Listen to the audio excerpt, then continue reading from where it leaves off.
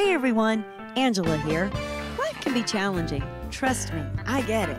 However, I have learned we can either view the opposition or value the opportunity. Ponder on the problem or praise the potential. Focus on the situation or find the solution. Despite the current circumstances you're going through, I invite you to join me today as we embark on a grand adventure to discover the reasons why it's a good time to be you. Here's the encourager herself, making every day a good day, Angela Henderson.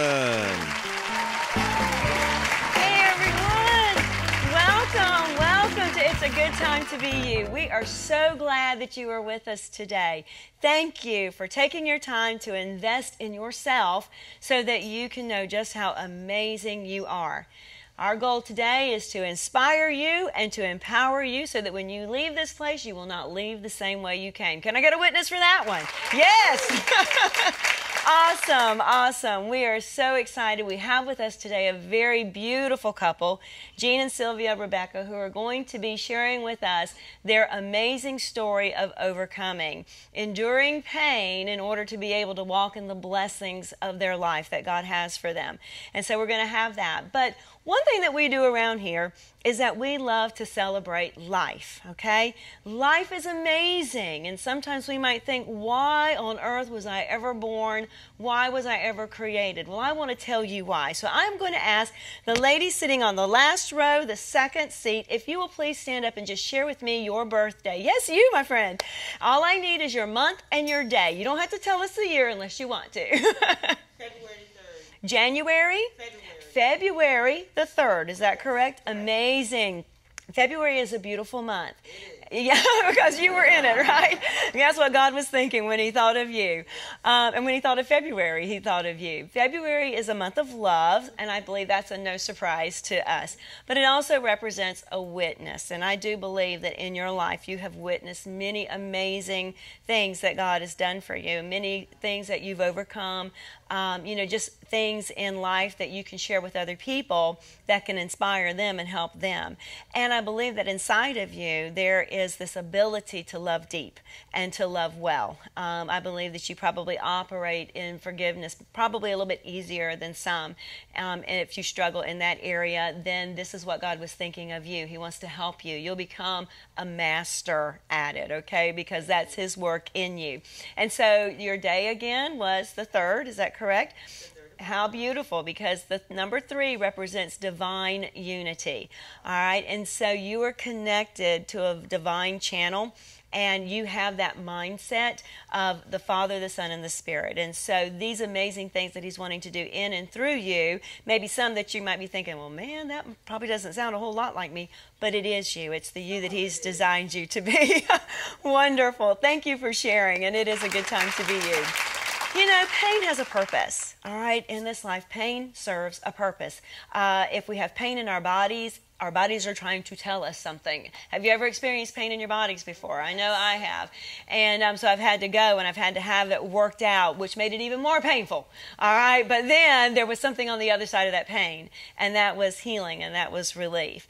And we need to be able to learn to endure pain, not embrace it, all right? Sometimes we'll embrace it and we'll make it ours, and that becomes our life. But we were meant to endure it. That means go through it, get beyond it, and get to the other side of it, because pain serves a purpose. And so we have a couple that's with us today, Jean and Silvia Rebecca. They're going to be sharing their story with us about some painful experiences that they walked through, but now they are taking that pain and they are serving a great purpose with that. And so with that being said, I would just like to remind you that it's always a good time to be you. It doesn't matter what you are facing in your life. It doesn't matter what you are going through at this moment. It is a good time to be you.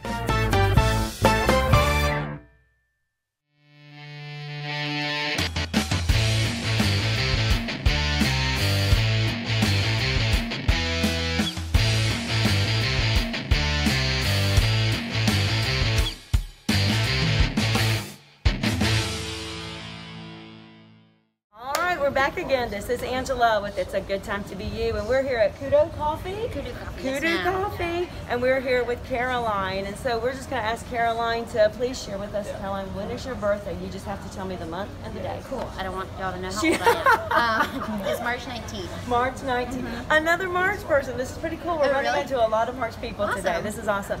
So March represents a time of war, and you said it was the 19th. Is that correct? 19 represents faith, truth, and hearing. And so you are a very passionate person when it comes to maybe justice or injustices. You search for truth. You stand for truth. You want to research things, hear things out. You want to make sure that that whatever's going on, that you're going to stand on the right side of things. Does that sound anything like you, Caroline? Yeah. That's beautiful. Especially with everything going on right now. Absolutely. And what's even more beautiful, Caroline, because I like your name means free woman. And so you believe in freedom and you believe in justice. And so it's wonderful to be able to meet you today. Caroline, is there anything that you want to say that's encouraging to our It's a Good Time to Be You world? Just keep on keeping on. It's a scary time right now, but if we all can just stick together and go find some truth and find some justice, I think we can really make a better world, honestly, or a better country at least. I love it, Caroline. We'll see. I love it. That was from our friend Caroline here at Kudo Coffee in downtown Charleston, South Carolina. And remember, let's say it together. It's a good time, to be you. Let's welcome Jean and Silvia Rebecca. Welcome. We're so glad to have you. Welcome. Good deal. All right, you guys. Okay, so how's it going? How's your day? It's going great. Yeah. Do you feel okay there, Jean? You good? Everything good? You like this? You like the chair? Yeah, that's pretty comfy. Hopefully I don't fall asleep on you. Okay, no falling asleep. That's the rule. No falling asleep here. That's great. So, Jean, we're going to start with you. And Silvia, we're so glad, that you are here as well. I know that your story, what you guys have walked through and what you've been through together as a couple is amazing because you've been a couple for quite some time. If I'm not mistaken, you met during school when you both were in school. And but Jean, we're going to start with your story. If you'll just share a little bit about your background with us and about Haiti and just, coming up maybe in a country that is known as a third world country. And so what were some of the things that you experienced as well as what you learned about your birth?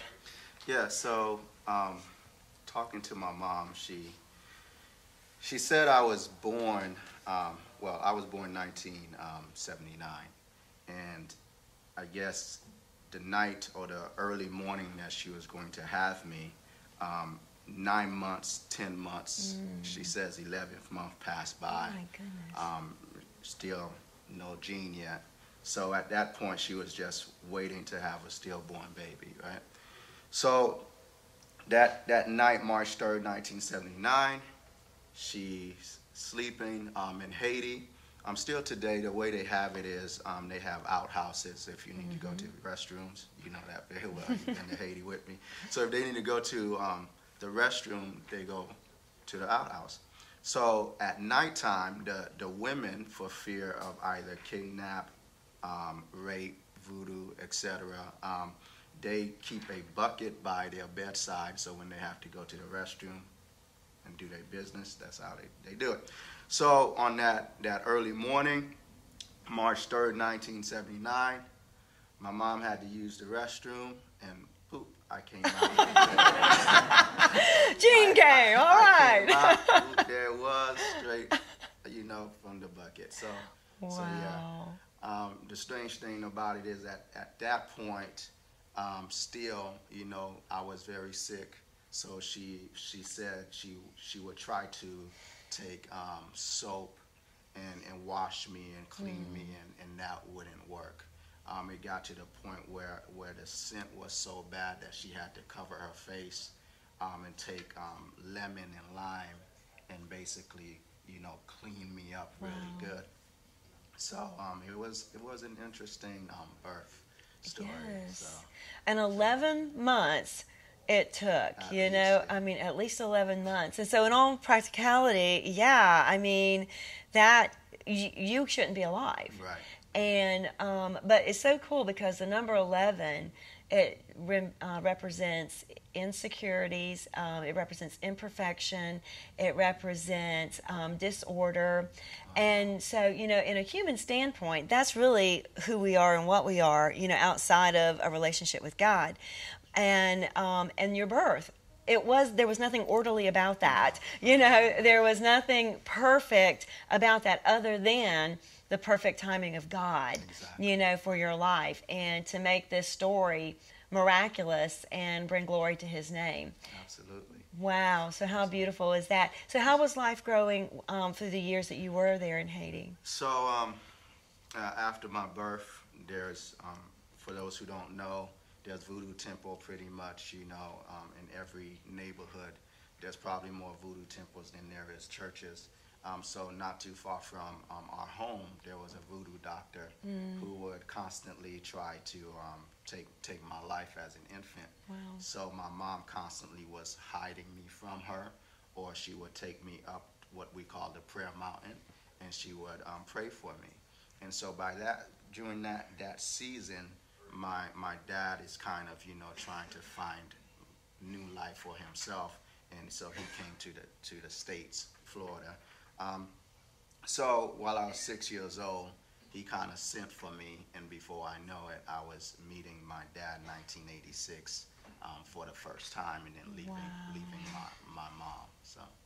So you met him for the first time. He came for you and He brought sent you. for me. Okay. So I didn't meet him until I was at the Miami airport. Wow. So, yeah, someone picked me. In fact, while my mom was praying for me in the prayer mountain, someone came and got me from the prayer mountain and said, my dad is sent for me. Wow. What did you think at that moment when you received that message? Your dad has sent for you. I didn't know what to think. I've never, met him. I've never had any interaction. So all I knew was my mom. And then at that state too, you don't know that you're living a bad life. Yeah. So I know. I used to eat paper and sand when I was young, and it was a rough life. But at the same time, it was a life of love. Mm-hmm. So for the first time, I was disconnected from love, Wow. and then I started to feel the disconnect. Yeah. And meeting my dad, and then living life under his roof. So what was that like?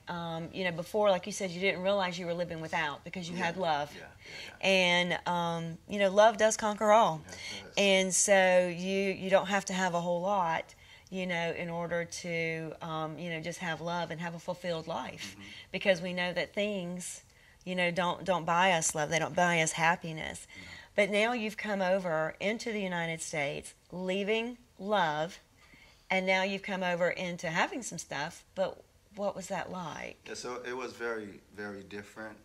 This sounds so elementary, but I could recall going to elementary school, and then for the first time, and then you guys have what we call hamburgers, and then just the simplicity of taking a hamburger and like removing the bun and putting ketchup. I had no idea the chocolate milk and how you take the carton and open up the carton.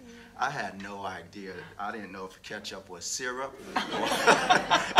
So I was dipping it in the chocolate milk. So it was that life. The household, I preferred to be in school. My dad came from a very tough life leaving Haiti. He had to take care, at 13 years old, he was taking care of his siblings because my grandparents at that point was dead. So it was tough, so he had a hard time figuring out how to raise two sons. So he took a lot of his anger out on us in many of ways. And I have a saying, especially back then, hurt people. Yes. So I was bullied quite a bit as well. Coming in, there used to be a word that they used to use, HBO. It's not the movie, it's Haitian body odor. Aww. So we got bullied quite a bit when I was young. Met some friends, Hispanic friends, whose parents didn't want us to hang out with each other because we was perceived as less than. So there was a lot of stuff, overcoming the new norm, overcoming the barriers of trying to learn the language, and then trying to understand the new family I was a part of and where I fit within that family. How about the language? Was that very difficult for you to learn? It was sports, Sesame Street. I love it. Sesame Street cartoons, was a great aid to me during the time, and of course school as well. Yeah. So Share with me a little bit about, Jean, from your perspective, and Sylvia, we're going to come to you in just a moment, but from your perspective, just a few minutes or seconds about how you met Sylvia. So it was, like I said, September 11th, 1996. She said yes to me right after lunch, noontime. She finally said yes. And at that point, I think when we first saw each other, it was in math class. I walked in, and it took off from there. Well, that's so beautiful. So here we are, a young man needing a friend, needing someone to believe in him, and finding a friend in the little girl that would one day become the love of his life. And so when we come back, we're going to hear Sylvia share how from that meeting and her perspective of that, and then just the amazing life that they have lived together up to this point. So everyone, let's just give them a hand clap, and we'll be right back in just a few seconds.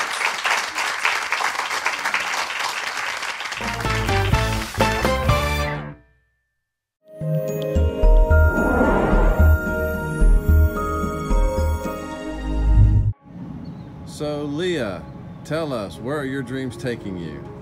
So my dreams are taking me in the realms of business and government, and I believe eventually into the realm of even helping with children, eventually having some land to doing some rescuing. Awesome. And using business as a means to mentor children that otherwise wouldn't have an opportunity.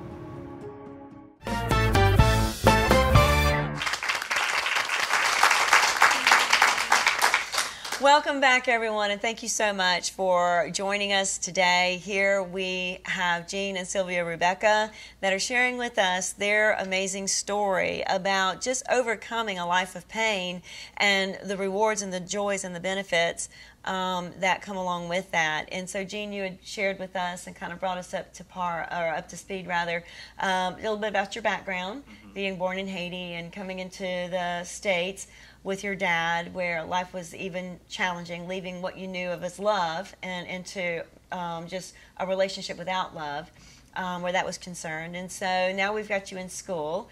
And so we're going to ask Sylvia. Sylvia, can you share with us that initial meeting when you and Jean met, and what was going on in your life at that time? What was happening? Okay.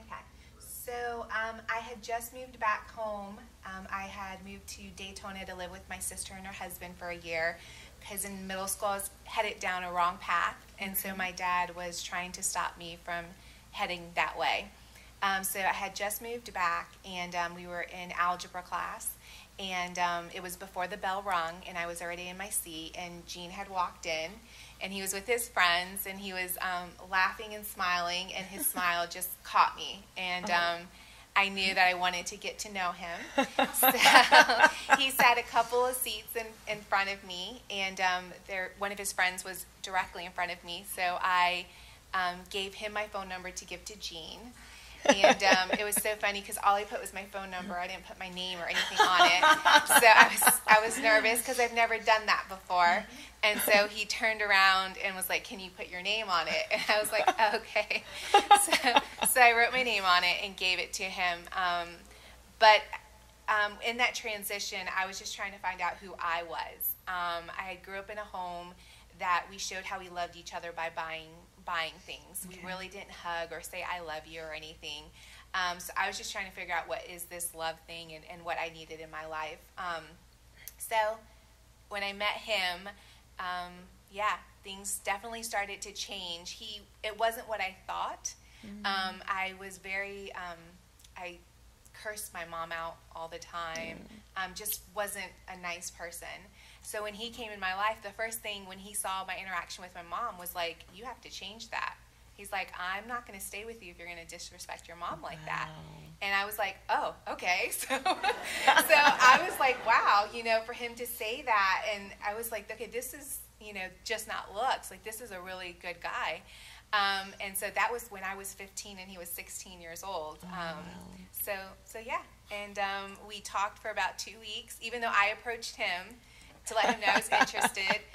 2 weeks later, he asked me out, and 2 weeks later, I told him that I would go out with him. That's really interesting. Okay, because again, you said you were 15 and Gene was 16, all right? And here we see a young man who grew up knowing what love was, just in relationship, didn't realize he didn't have what maybe most of us have here in the United States. He just thought this was life. But I have love, and I feel love. And so then he comes over here, and with not a lot of things, let's say, and he meets a young girl who, well, that's how we showed love. We bought things, you know, we have things, but yet you weren't satisfied in that area of love. And so around the ages of 15 and 16, and what's so cool is the number 16 represents unconditional love, and 15 is new direction. And so your lives were getting ready right then and there to make a change, and you were really going to find what you were looking for all along, you know, in each other. It was a God-ordained moment. It was a God-ordained time, you know, of what was happening here. So now after high school, you guys got married, okay? And so then you began to walk in a new thing with your relationship together, pretty much growing up together, it seems like, okay? So I'm sure there was a lot that you already learned about one another, you know, in that process. But what was married life like? Well, he looks at her before he responds. You know, okay, I want to make sure I get this right. Check in. I think it was. We had been together for, I think, six years prior to being married. So we knew a lot about each other, and even prior to being married, we were starting to name, you know, the many of babies, the 7+ babies that we was going to have, all of that stuff. So we was excited about building life together, and not sure how it was going to happen. And so then, you know, we got married, and then we figured out there was a lot more to learn about each other. You know, relationships outside of a household is different than it is inside of a household. So we was building together, and so building together meant, you know, you had to bring your mind, your thoughts, your energy, all of that together and synchronize and become one. So trying to figure that out at the beginning was challenging, because we really never saw it modeled, you know, in our world. Right. So this was the first time we was trying to do it right, but fumbling all over the place, but not crazy enough where we would need to separate or anything like that. So, but overall, it was good. Well, now, one thing that you guys built very successful together, derived from your story of being born in a bucket, and that was your nonprofit, which is called Compy Haiti, or Stand for Haiti. Yeah. So share with us a little bit about that. So yeah, ironically enough, I think it was 2004. I still have family in Haiti. My mom was still in Haiti. In fact, I didn't reunite with my mom until 1999. So I left Haiti at 6, met her again at 19 years old. So it was unique relationship and rebuilding that, you know. So then 2004, we went back, and then we began to be a little bit more hands-on. Yeah. And obviously we saw the situation so intense, and it just gripped our heart. So we wanted to do for our family, but we had a greater burden to do for the community at large. So that's how Compy Haiti, Stand for Haiti was birthed. We had friends, family members who also wanted to do something as well. So we did all the paperwork and got everything established. That is great. And now you have a program with the bucket. So tell us about the bucket program. Yeah, so with the buckets, it's urgent care. We have, we call it Fill the Bucket. And so we have all emergency items. So whenever there's a hurricane or something drastic that's taking place, we dispatch the buckets. This earlier, right before COVID, we sent over 400 fill-the-bucket items to families in need. Wow. So, and that's something that takes place year-round, where we have our fill-the-bucket project, and it's running very well right now. Amazing, amazing. Isn't God good? I tell you. So just the story of your life, and now you're able to take that and go back to Haiti and help build other people's lives. So in just a few moments, we're going to come right back, and Silvia is going to share with us something recent that they overcame and a beautiful blessing that they are now walking in. So we'll be right back. Oh, hey everyone, Angela here. Have you ever wondered where I got this phrase, "It's a good time to be you"? Well, I am excited to share with you. It's going to be in my upcoming book entitled, well, "It's a Good Time to Be You." So look forward to sharing it with you. Be checking it out on Amazon.com coming real soon.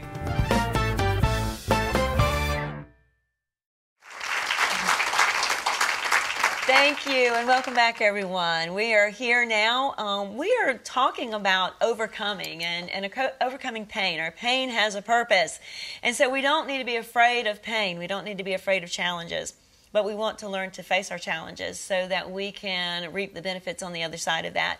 So, Silvia, please share with us maybe a recent triumph that you and Jean have experienced together, but something that's very dear to your heart. So before Jean and I got married, we discussed that we wanted to have a big family. I came from a family of, there was 5 kids, and so I wanted a big family as well, and Jean did too.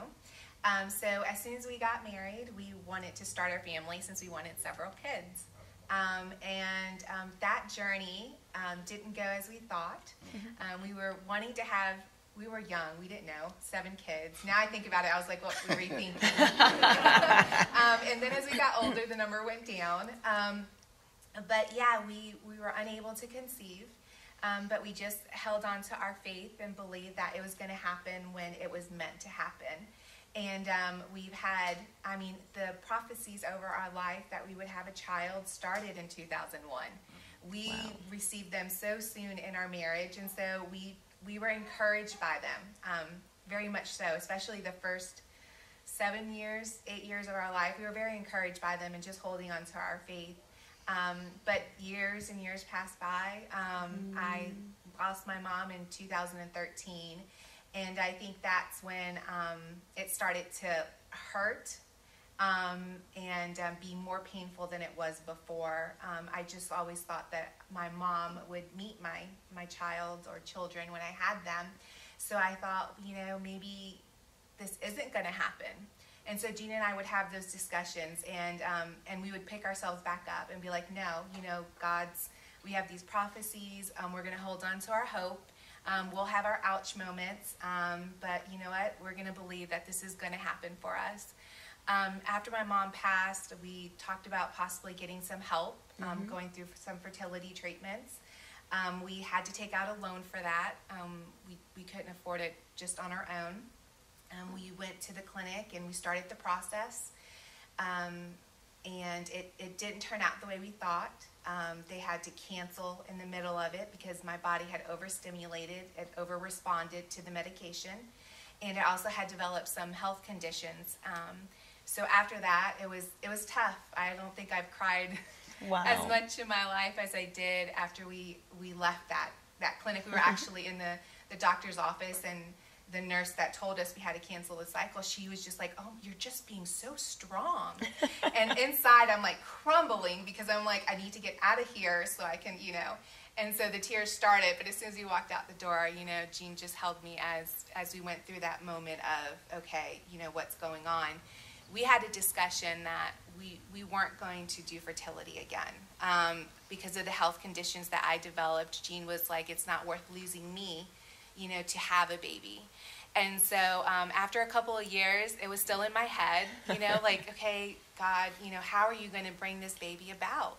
And so, Silvia, during that time, too, you started doing things for new moms. Is that right? Yes. So while I'm going through this process, I'm talking to God. You know, we have a church, and there's so many beautiful people having babies, and it was starting to hurt a little bit to like go to those baby showers and things like that. And God had spoke to me and told me that He wanted me to start a ministry, and it was to bring meals to moms, or have people bring meals to mom. At first, I didn't want to do it because I'm like, why me? I'm going through this, but God wanted me to put my focus off of me and on others.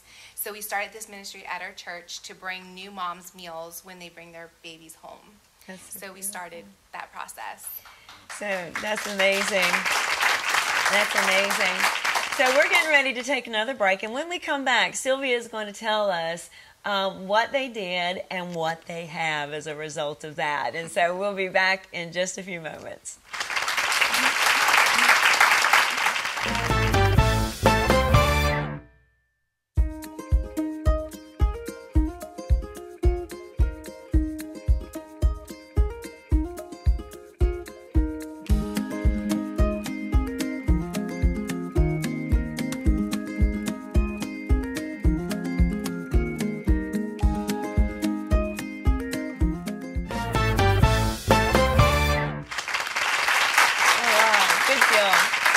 Welcome back. Now we have been getting caught up on just the pain that Silvia had walked in and that Jean had walked in, where actually being able to have a family that they could give birth to. And so we tried fertility, and that didn't work. But in actuality, you tried one more time, did you not? Yes. Okay, and what happened at that time, Silvia? We got pregnant. Yeah. We had our miracle. That is amazing. So it took about 18 years to get pregnant, okay? And the number 18 represents bondage and oppression. And I'm sure that that's probably how you felt during that time, you know, being told you were going to have this promise, but yet it's never happening, or at least it seems that way. But it was the 19th year, okay, that you actually gave birth. Yes. And 19 represents faith, truth, and hearing. And because you chose to continue to believe, you listened to the truth, you were going to have that child. There was going to be a legacy that you were going to be able to leave and impart to the next generation. And you had done it for many children in Haiti. All right, and that was beautiful to embrace those children. But God has something very special just for you as well. And so we'd like to see that gift, okay? Can we see baby Malachi? Let's welcome him. Oh my goodness, isn't he precious? Oh, so adorable. Welcome to our world, Malachi. Oh. Yes. Oh, he is so beautiful. This is truly a gift of love. So tell me, Jean and Silvia, when did you realize that it was a good time to be you? Oh, man. When I first met my wife, when I found faith, our marriage, and obviously now this precious one right here, Malachi. Absolutely beautiful. Silvia, how about you? When did you realize it was a good time to be you? I would say probably 6 months before I found out I was pregnant with him. God had just given me a peace to enjoy the life that I had with my husband. And so we just spent that time enjoying our marriage and working on us. And then in the meantime, I found out that I was pregnant. So that was a good time to be me. That's amazing. And you know, this year of 2020, the number 20 represents redemption. And so I just see how God has just redeemed the promises for you guys in your life. And it is amazing. And so thank you so much for sharing your story with us today. And I know that it was impacting and it was empowering for us. So let's just tell everyone out there at the count of 3, it's a good time to be you. 1, 2, 3. It's a good time to be you.